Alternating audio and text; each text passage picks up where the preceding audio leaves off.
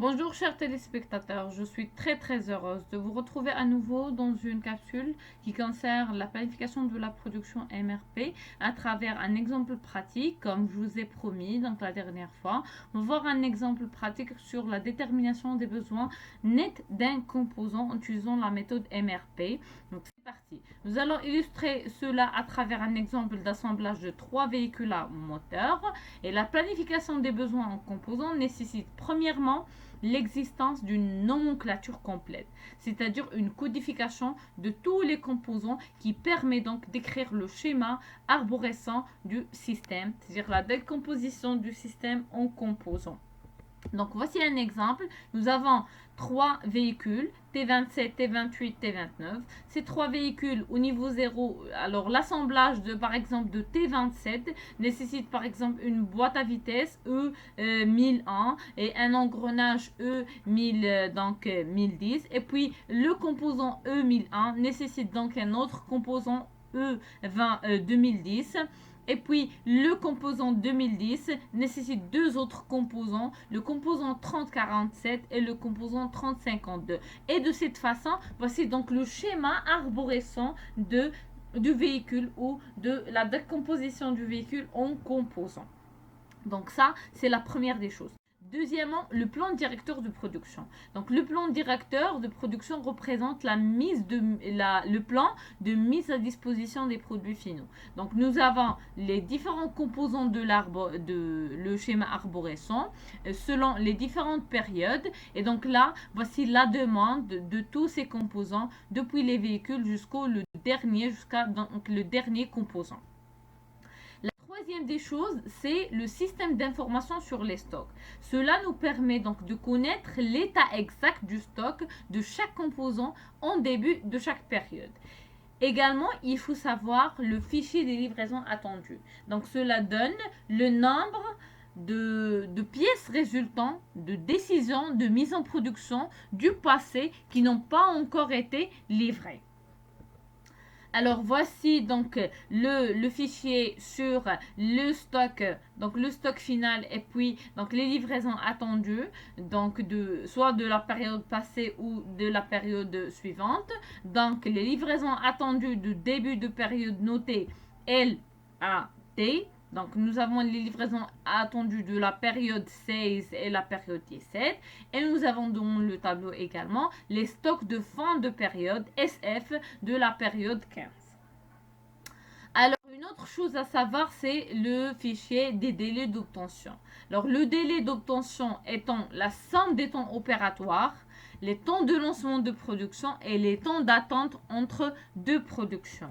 Donc voici le délai d'obtention de chacun des éléments et des sous-ensembles et puis les temps opératoires, sachant que le temps opératoire unitaire représente le temps d'assemblage ou d'usinage d'une unité du composant.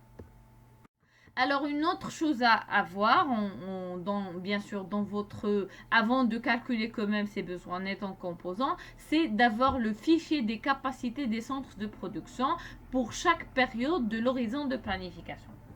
Donc voici donc là l'assemblage, voici donc la capacité de chaque centre de production à travers l'horizon de planification de tous les composants.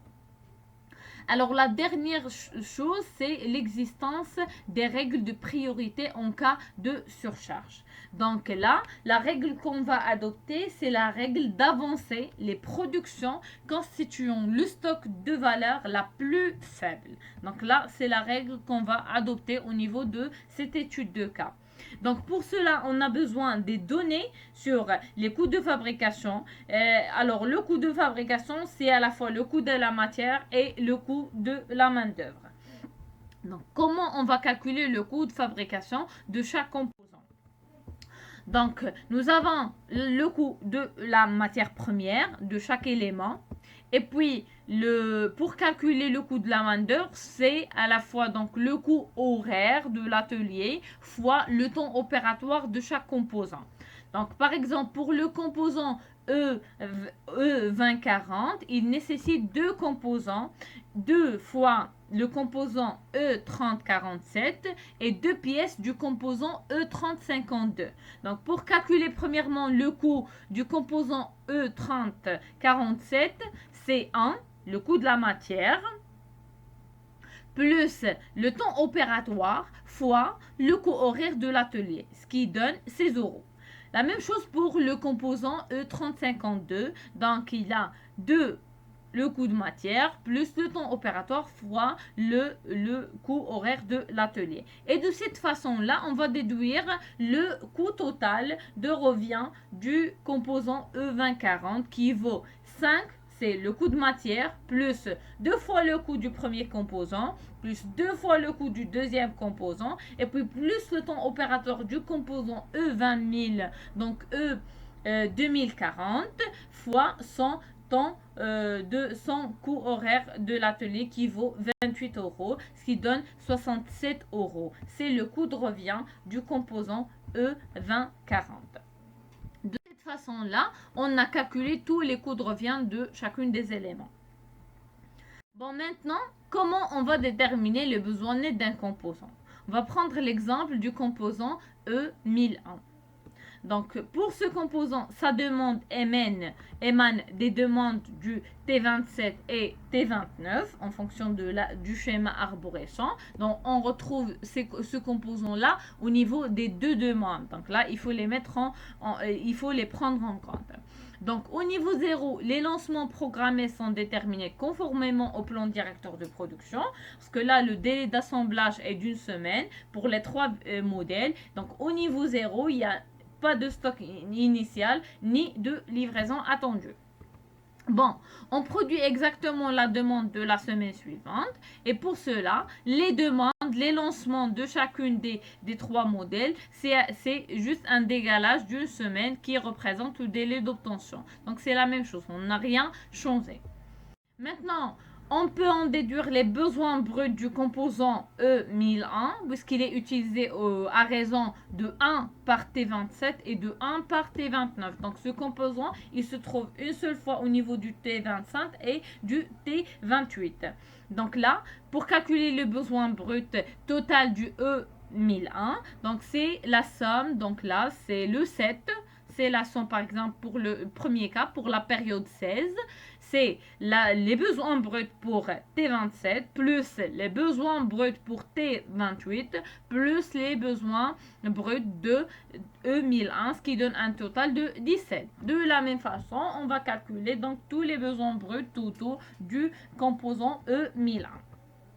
Alors, ces besoins bruts ne correspondent pas à la production qu'il est nécessaire de mettre en route, compte tenu du stock initial disponible pour cette référence et des éventuelles livraisons attendues. Et pour cela, on va calculer donc là les besoins nets. Donc pour le composant E1001, nous avons un stock final, stock fin période 17, livraison attendue de la période 16 c'est 0 et la livraison attendue de la période 17 c'est 30. Donc qu'est-ce qu'on va faire? Donc là pour calculer les besoins nets, il y a 2 cas. Le premier cas, si le stock de fin de la période T1, T-1, plus, c'est-à-dire la période passée, plus celle de la période suivante, les livraisons attendues de la période suivante sont supérieures aux besoins bruts de la période T, dans ce cas, les besoins nets vaut 0 et le stock final de la même période, c'est le stock final de la période précédente plus celui des livraisons attendues moins celui des besoins bruts.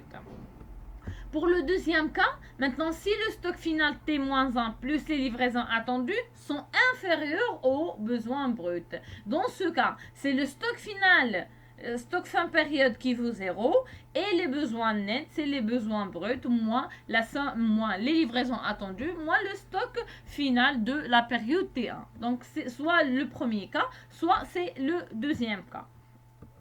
Alors, voyons voir un exemple. Donc là, en période 16, qu'est-ce que nous avons? On vide le stock pour satisfaire les besoins parce que nous avons des besoins bruts de 17. Donc, nous n'avons pas de livraison attendue. Donc là, le stock final, donc là, il faut lancer les 17 avant et le stock final vaut 0. Et dans ce cas, les besoins nets vaut 0 parce que là, le stock final plus livraison attendue égale à 17, c'est bien supérieur ou égal aux besoins bruts. Donc là, dans ce cas, les besoins nets vaut 0 et le stock également vaut 0. Donc, dans la période maintenant, dans la période 17. Dans la période 17, on livre 30. Livraison attendue, c'est 30. Alors que les besoins nets, les besoins bruts, pardon, sont de 21. Donc, il reste combien dans le stock final? Il reste 9. À ces deux périodes, il n'y a pas donc de besoin net. Parce que là, si on fait le stock final, c'est 0. Livraison attendue vaut 30. 30 est supérieur à 21. Et donc, dans ce cas, les besoins nets vaut 0 et le stock final, c'est bien 9. Alors maintenant, pour les autres périodes, voyons voir la période, par exemple, 18. Pour la période 18, qu'est-ce que nous avons dans le stock final, fin période T-1, c'est 9. Plus 0, ça donne 9.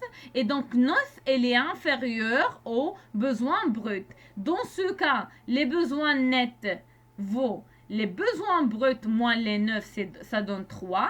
Et le stock de fin de période T, la période 18, c'est bien 0. De cette façon-là, nous avons calculé tous les besoins nets au niveau de l'horizon de planification, c'est-à-dire pour les autres périodes. Alors maintenant, pour la détermination de la couverture des besoins nets. En planification de la production, on suppose que les besoins nets sont connus suffisamment à l'avance pour éviter toute rupture. Pour déterminer donc les lancements de production, on a tenu compte du délai d'obtention de 1 semaine. Parce que là, c'est 1 semaine pour le composant E-. Donc là, qu'est-ce que nous avons? Nous avons les livraisons attendues. Nous avons les besoins nets, nous avons un délai d'obtention d'1 semaine, donc il faut juste dégaler les besoins nets d'1 semaine pour lancer les productions. Donc au lieu de lancer la production dans la semaine, donc là, 18 par exemple, là les besoins nets c'est 0, 0 puis 3. Donc le 3 de la semaine 18, il est décalé vers la semaine 17. Maintenant, parfois, il peut y avoir des contraintes techniques ou économiques qui conduisent à adopter d'autres règles de gestion qui sont différentes à cette règle. Donc, quelles sont ces règles-là? C'est ce qu'on va voir dans la capsule suivante, donc la prochaine capsule qui portera sur les autres règles de lancement de production à travers le même exemple. Donc, n'hésitez pas ne ratez pas cette capsule, elle sera vraiment très très intéressante. Bien sûr, si vous avez liké ce contenu, n'hésitez pas à mettre vos commentaires, à vous abonner si vous êtes nouveau et à partager avec vos collègues pour faire agrandir donc Archivlog Family. Je vous remercie chers téléspectateurs pour votre attention et à la prochaine.